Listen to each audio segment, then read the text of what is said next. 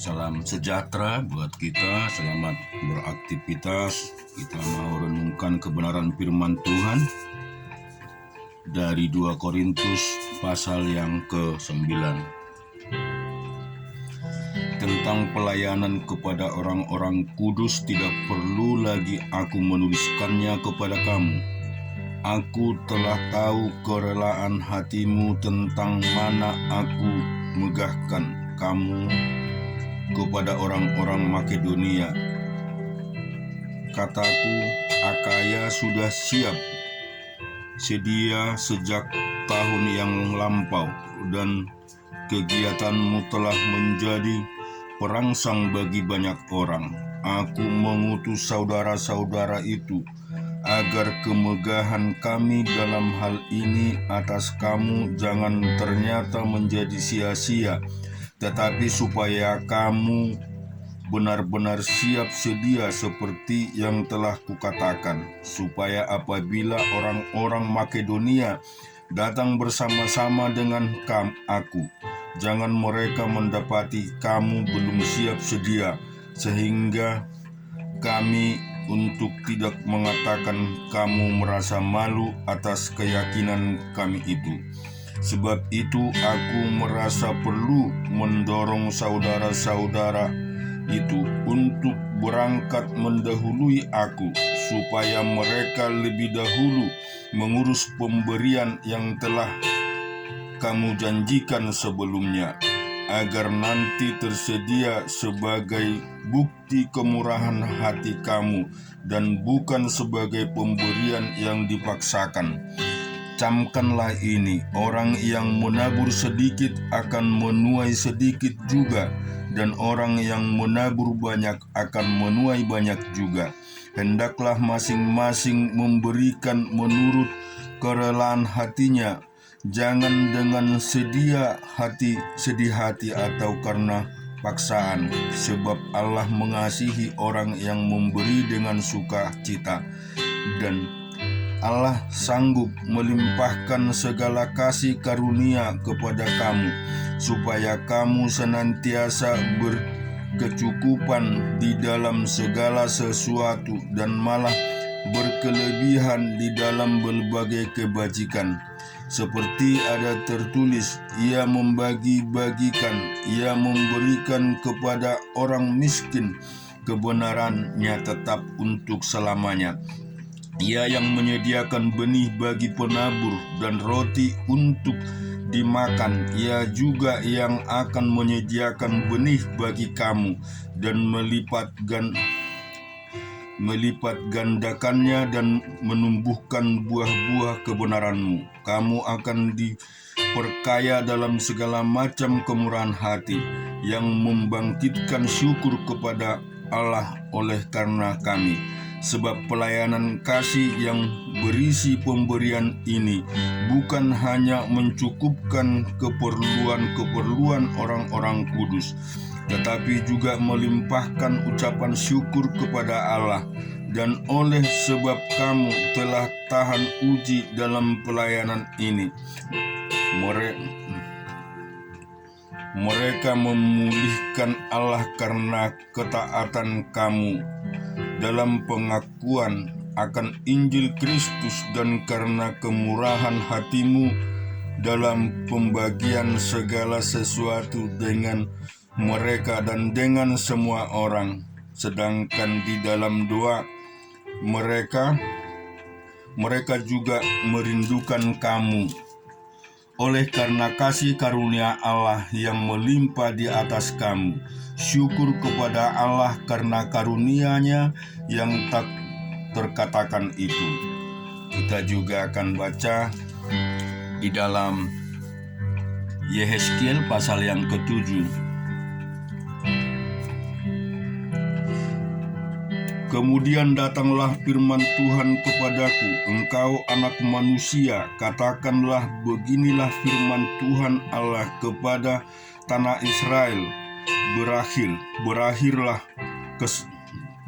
keempat penjuru tanah itu, Kini kesudahanmu tiba dan aku akan mencurahkan murkaku atasmu, dan aku akan menghakimi engkau selaras dengan tingkah lakumu, dan aku akan membalaskan kepadamu segala perbuatanmu yang keji.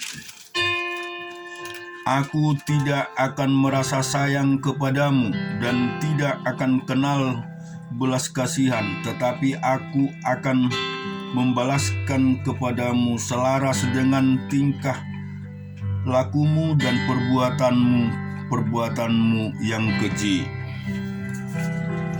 dan tertimpa atasmu. Maka kamu akan mengetahui bahwa akulah Tuhan. Beginilah firman Tuhan Allah, lihat, bencana demi bencana akan datang. Kesudahan datang, kesudahanmu tiba, seakan-akan ia terbangun melawan engkau. Lihat, datangnya malapetaka, datangnya atasmu. Hai penduduk negeri, waktunya datang. Saatnya tiba, hari huru-hara bukan tampil sorak di atas gunung-gunungmu. Seakan dengan segera aku akan mencurahkan amarahku atasmu dan melampiaskan murkaku kepadamu. Aku akan menghakimi engkau selaras dengan tingkah lakumu dan membalaskan kepadamu segala perbuatan-perbuatanmu yang keji. Aku tidak akan merasa sayang dan tidak akan kenal belas kasihan selaras dengan tingkah lakumu, dan kubalaskan kepadamu, dan perbuatan-perbuatanmu yang keji akan tertimpa atasmu. Maka kamu akan mengetahui bahwa aku, Tuhanlah yang memusnahkan. Lihat, harinya sungguh datang, malapetaka akan menimpa kelaliman bertunas. Kekerasan bersimaha rajalela yang menjadi penopang segala kejahatan. Tidak ada dari mereka yang tertinggal, baik dari kelimpahan mereka maupun dari kemewahannya. Kemolekannya pun akan terhapus. Waktunya datang, harinya mendekat.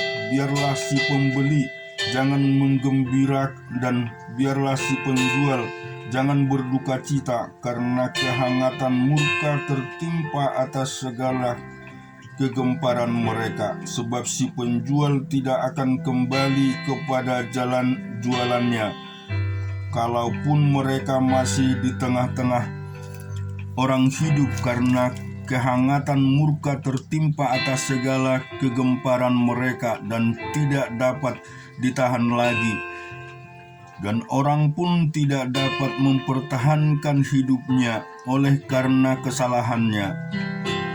Tiuplah sangkakala dan sediakanlah segala sesuatu, tetapi seorang pun tidak maju berperang, sebab kehangatan murkaku tertimpa atas segala kegemparan mereka. Pedang akan di luar kota sampai, dan kelaparan ada di dalam. Barang siapa yang di luar kota akan mati karena pedang, dan barang siapa yang di dalam kota akan binasa oleh kelaparan dan sampar. Dan kalaupun ada yang terluput dari antara mereka, mereka akan tinggal di gunung-gunung seperti burung perkutut di lembah-lembah. Semuanya bergerang masing-masing karena kesalahannya sendiri. Semua tangan terkulai dan semua orang terkencing ketakutan. Mereka akan mengenakan kain kabung, kekejutan akan meliputi mereka. Semuanya akan kehilangan muka dan semua kepala akan digundul sebagai tanda perkabungan. Perak mereka akan dicampakkan keluar dan emas mereka akan dianggap cemar. Emas dan peraknya tidak akan dapat menyelamatkan mereka pada hari murka Tuhan. mereka tidak akan kenyang karenanya, dan perut mereka tidak akan terisi dengannya, sebab hal itu menjadi batu sandungan yang menjatuhkan mereka ke dalam kesalahan. Mereka menghiasi dirinya dengan emas dan peraknya, dan mainannya perhiasan ini membawa mereka dalam kecongkakan. Dari emas dan perak itu mereka membuat patung-patungnya yang keji dan dewa-dewanya yang menjijikkan. Oleh sebab itu aku akan menjadikan emas dan peraknya cemar bagi mereka. Aku akan menyerahkan menjadi rampasan di tangan orang-orang asing dan menjadi jarahan bagi orang-orang fasik di bumi ini.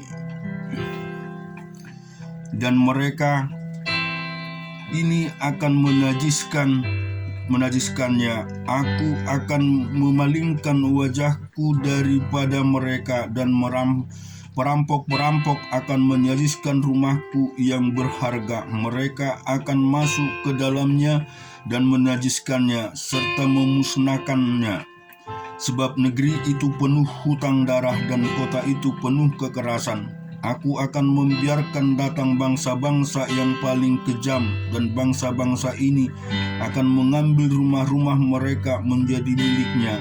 Aku akan mengakhiri kecongkakan mereka yang ditimbulkan kekuatan mereka itu, dan tempat-tempat kekudusan mereka akan dinajiskan.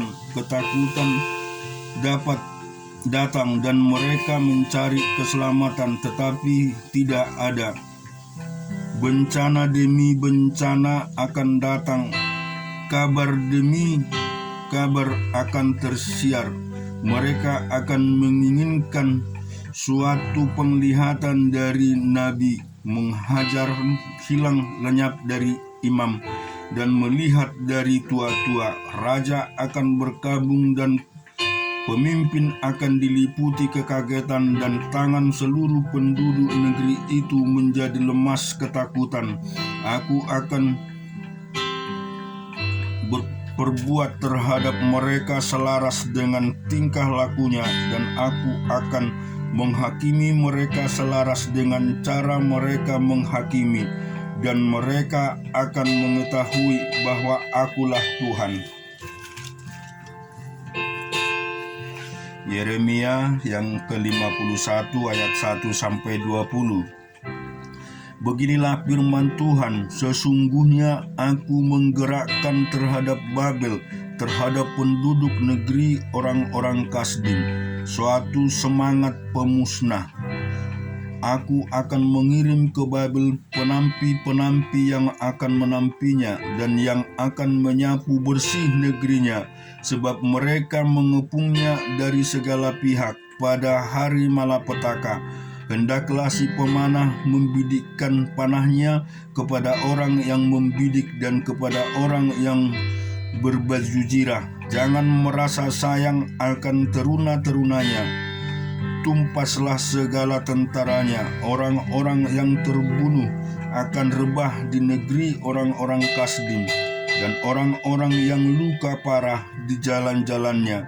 Sungguh Israel dan Yehuda tidak ditinggalkan sebagai janda oleh Allahnya, oleh Tuhan semesta alam. Sebab negeri orang Kasdim penuh dengan kesalahan terhadap Yang Maha Kuasa Allah Israel.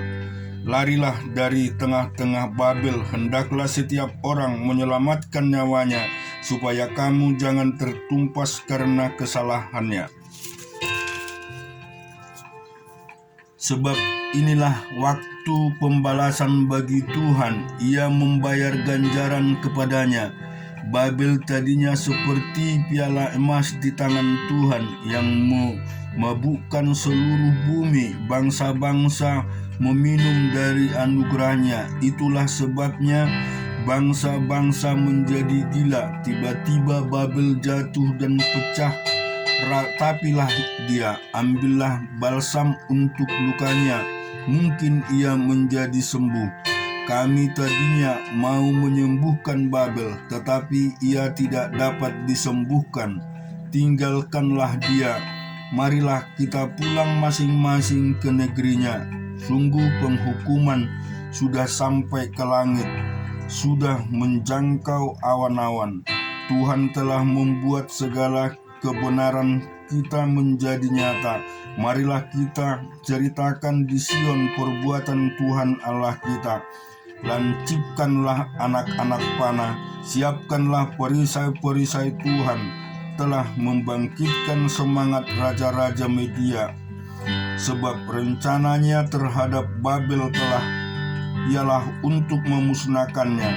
Itulah pembalasan Tuhan, pembalasan karena bait sucinya. Angkatlah panji-panji terhadap tembok-tembok Babel, perkuatlah penjagaan, tempatkanlah orang-orang jaga, persiapkanlah penghadapan, sebab Tuhan telah merencanakan dan melaksanakan juga apa yang diancamkannya terhadap penduduk Babel.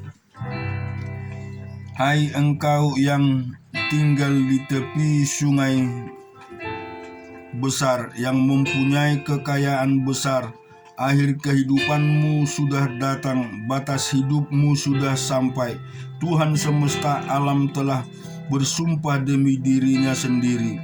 Sungguh pun engkau penuh dengan manusia-manusia seperti belalang, tetapi orang akan mengangkat pekik pertempuran terhadapmu. Tuhanlah yang menjadikan bumi dengan kekuatannya, yang menegakkan dunia dengan kebijaksanaannya, dan yang membentangkan langit dengan akal budinya. Apabila ia menyederhanakan suaranya, menderulah bunyi air ke langit. Ia menaikkan kabut awan dari ujung bumi. Ia membuat kilat serta dengan hujan, dan mengeluarkan angin dari perbendaharaannya. Setiap manusia ternyata bodoh, tidak berpengetahuan, dan setiap pandai emas akan menjadi malu karena patung buatannya. Sebab patung tuangannya itu adalah tipu, tidak ada nyawa di dalamnya. Semuanya adalah kesia-siaan, pekerjaan yang menjadi buah ejekan, dan yang akan binasa pada waktu dihukum. Tidakkah begitu Dia yang menjadi bagian Yakub, sebab Dialah yang membentuk segala-galanya, dan Israel adalah suku miliknya. Namanya ialah Tuhan semesta alam.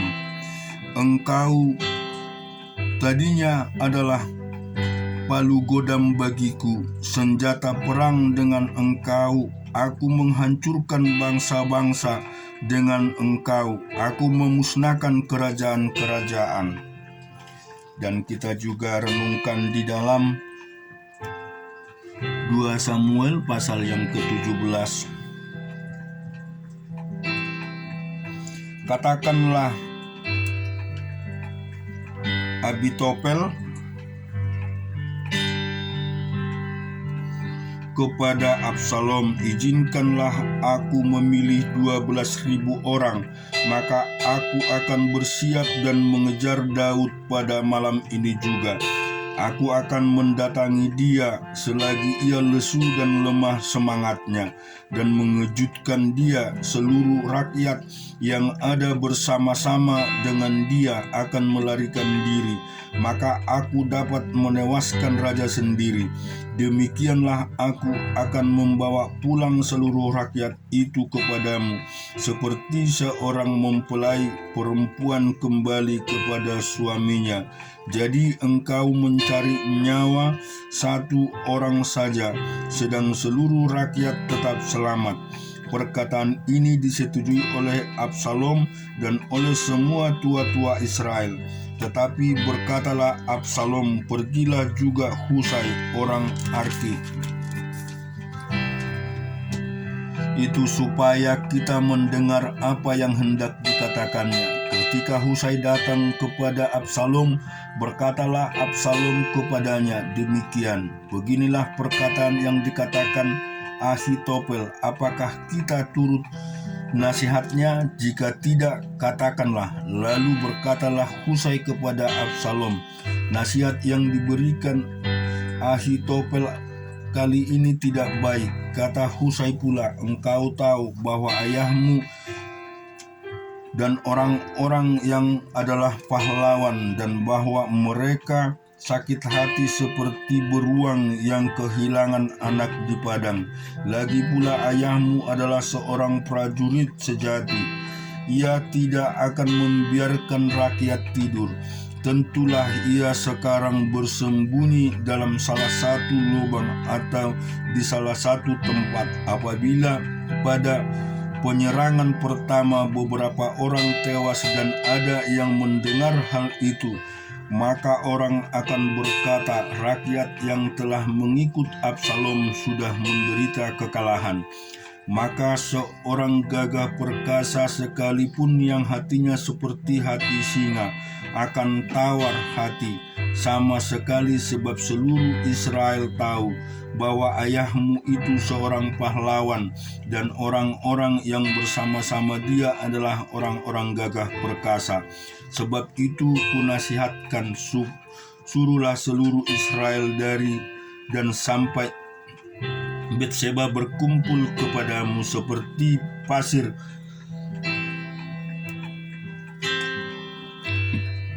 di tepi laut banyaknya, dan engkau sendiri juga harus turut bertempur. Apabila kita mendatangi dia di seluruh satu tempat di mana ia terdapat, maka kita akan menyergapnya seperti embun jatuh ke bumi, sehingga tidak ada yang lolos, baiklah dia maupun orang-orang yang menyertainya. Dan jika ia mengundurkan diri ke suatu kota, maka seluruh Israel akan mengikat kota itu dengan tali, dan kita akan menyeret sampai ke sungai, hingga batu kecil pun tidak dapat lagi di sana.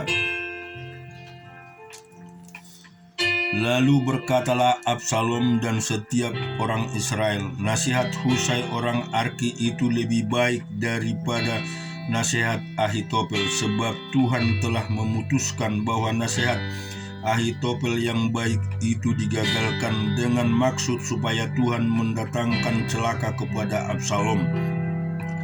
Sesudah itu berkatalah Husai kepada Jodak dan kepada Abiatar imam-imam itu, ini dan itu dinasihatkan Ahitofel kepada Absalom dan kepada para tua-tua Israel, tetapi ini dan itu kunasihatkan. Oleh sebab itu suruhlah dengan segera memberitahukan kepada Daud demikian, pada malam ini jangan bermalam di tempat-tempat penyerangan ke padang gurun, tetapi menyeberanglah dengan segera, supaya jangan raja dan seluruh rakyat yang bersama-sama dengan dia itu ditelan habis. Yonatan dan Ahimas menunggu di Rogel, dan setiap kali ada orang budak perempuan yang datang membawa kabar kepada mereka, dan mereka pun langsung memberitahu Raja Daud, sebab mereka tidak boleh dilihat memasuki kota. Tetapi seorang anak melihat mereka, lalu memberitahukan Absalom. Jadi pergilah keduanya dengan segera, dan sampai mereka ke rumah seseorang di Bahurim yang mempunyai sumur di halamannya, maka turunlah mereka ke dalamnya. Kemudian perempuan itu mengambil kain tudungan, membentangkannya di atas mulut sumur itu, dan menaburkan butir-butir gandum di atasnya, sehingga tidak kelihatan apa-apa. Sampailah orang-orang Absalom kepada perempuan itu di rumahnya, lalu bertanya, di manakah Ahimas dan Yonatan? Jawab perempuan itu kepada mereka, mereka telah menyeberangi sungai itu. Kemudian mereka mencari tetapi tidak mendapatkannya. Lalu pulanglah mereka ke Yerusalem. Setelah orang-orang itu pergi, keluarlah keduanya dari sumur, lalu pergi memberitahukan Raja Daud. Kata mereka kepada Daud, "Bersiaplah dan seberangilah dengan segera sungai ini, sebab ini dan itu dinasihatkan Ahitofel terhadap kamu." Lalu bersiaplah Daud dan seluruh rakyat yang bersama-sama dengan dia, dan mereka menyeberangi sungai Yordan. Pada waktu fajar tidak ada seorang pun yang ketinggalan yang tidak menyeberangi sungai Yordan. Ketika melihat Ahitofel bahwa nasihatnya tidak dipedulikan, dipasangnyalah pelana keledanya. Lalu berangkatlah ia ke rumahnya, ke kotanya. Ia mengatur urusan rumah tangganya, kemudian menggantungkan diri. Demikianlah ia mati. Lalu ia dikuburkan dalam kuburan ayahnya. Maka sampailah Daud ke Mahanaim ketika Absalom menyeberangi sungai Yordan dan seluruh orang Israel yang menyertainya. Absalom telah mengangkat Amasa menggantikan Yoab untuk mengepalai tentara. Amasa adalah anak seorang yang bernama Yitra, seorang Ismail yang telah memperistri Abigail binti Naas, saudara perempuan Jeruya itu di Yoab.